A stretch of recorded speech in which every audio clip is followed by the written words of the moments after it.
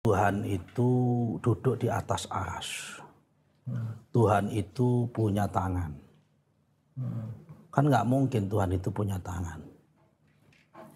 Nah, karena itu ditakwilkan bahwa yang dimaksud yadun itu di situ bukan bermakna tangan, tetapi adalah kekuasaan.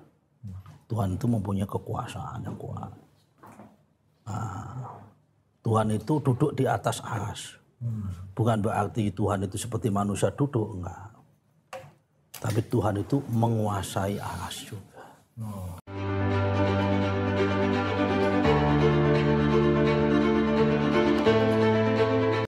Assalamualaikum warahmatullahi wabarakatuh. Karena beliau yang datang, kita harus memulai dengan lebih konservatif. Ya, kalau dulu waktu masih muda itu boleh. Rasa enak-enaknya.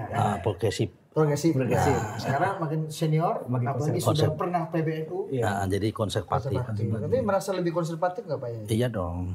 Ya. Apa? Ya lebih konservatif itu artinya lebih sesuai dengan tata aturan. Mantap. Tidak perlu mengotak-atik peraturan. Peraturan untuk dijalankan, tidak untuk diotak-atik.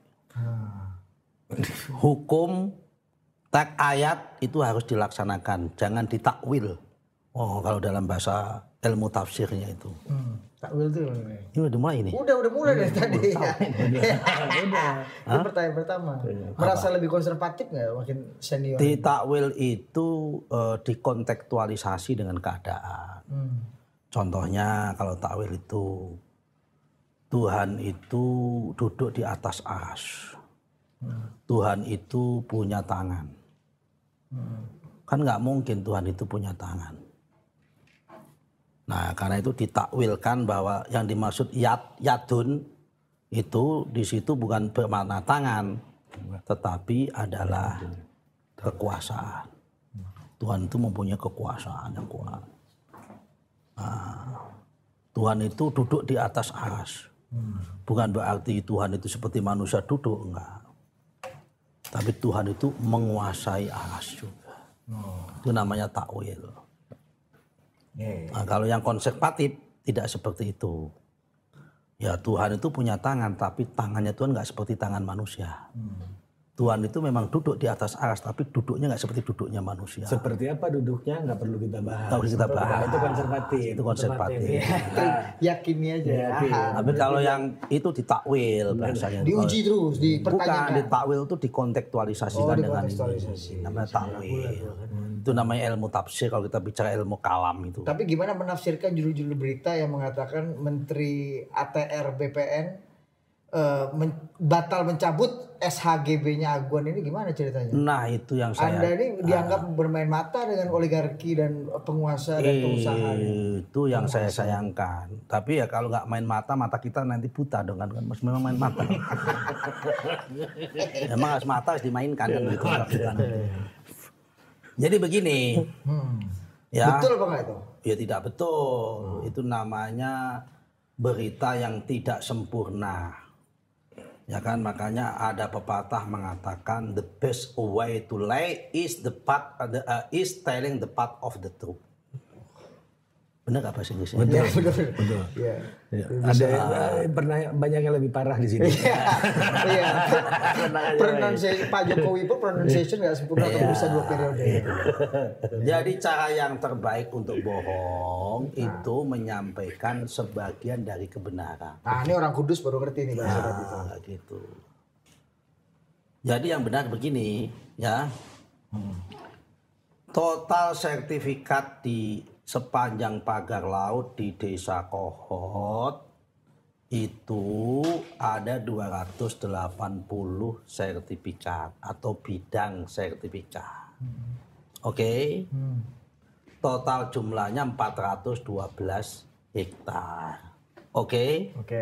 Terdiri dari 263 bentuknya SHGB, 17 bentuknya sertifikat hak milik.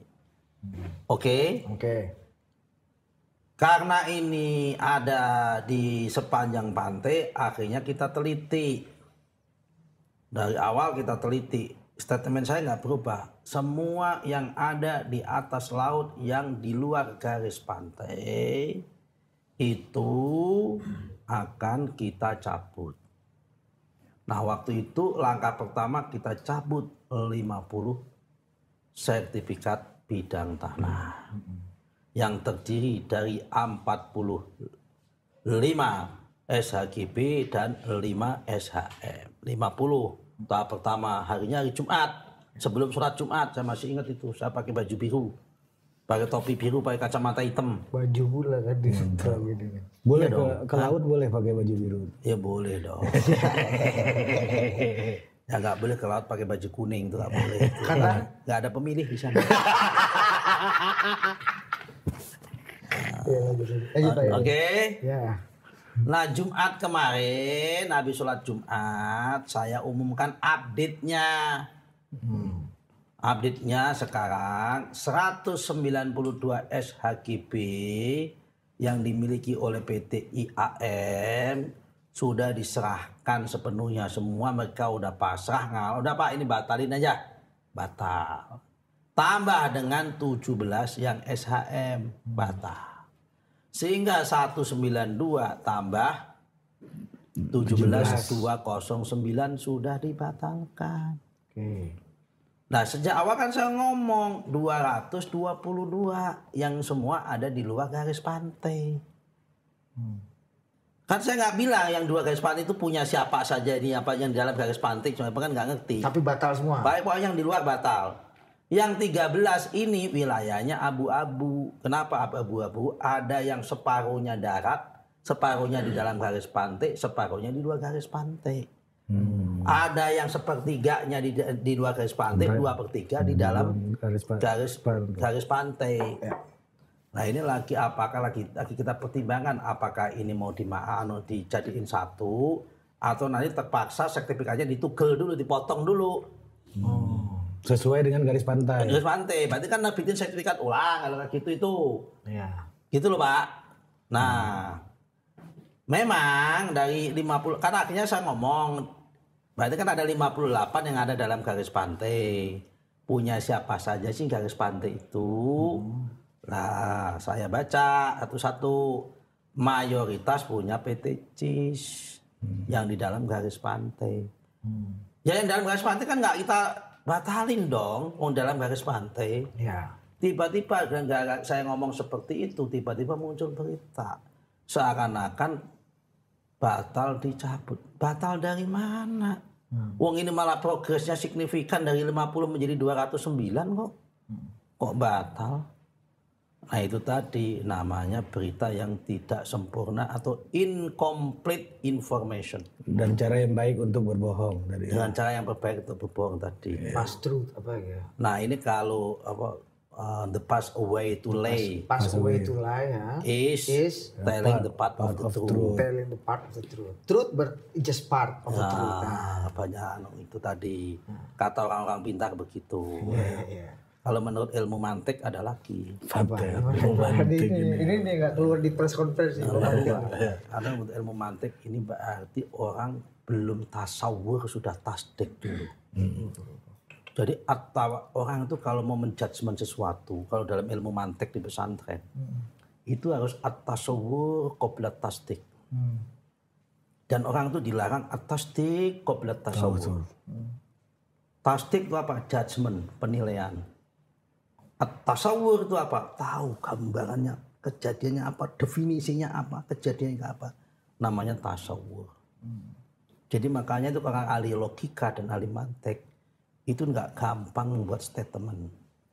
Karena kalau statement itu harus sudah menguasai definisinya dulu.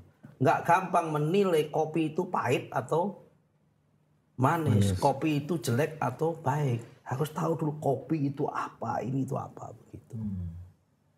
Detailnya begitu. Nah, Pak Yai, balik ke soal kamu nggak paham, kamu pasti kan nggak paham. Ya, makanya kalau Pak Yai lanjutin lagi, ini berasap pala kawan. Ya kan? Mending saya alihkan ke yang dia paham. Iya. Memang itu sengaja ilmu saya, supaya kalian nggak tahu. Itu Pak Yai, apa tuh maksudnya tuh Pak Yai? Aguan nih temannya Bang Ara ini sempat rame juga. Yang mana? Yang mana? Lo begini waktu itu ada rapat. Ada rapat dengan Pak Presiden, dipimpin oleh Pak Menko.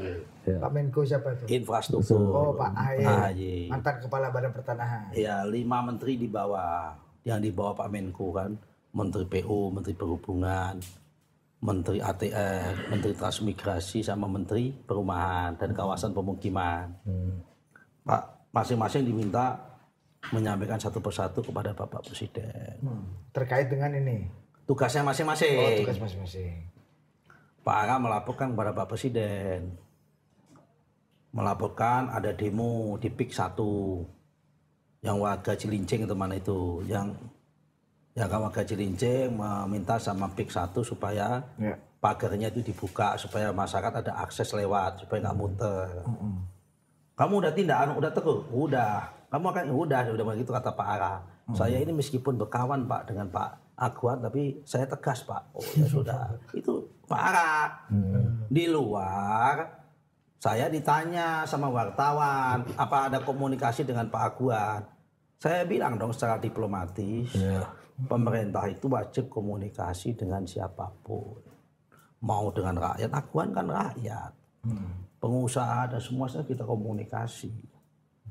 Tapi kita berkomunikasi itu bukan berarti kemudian kita bisa disetir oleh siapapun. Kalau memang masukannya benar, kita ikuti. Kalau masukannya nggak benar, ya kita nggak ikutin. Namanya pemerintah itu harus menjaga keadilan. Ya kan? Kita harus adil.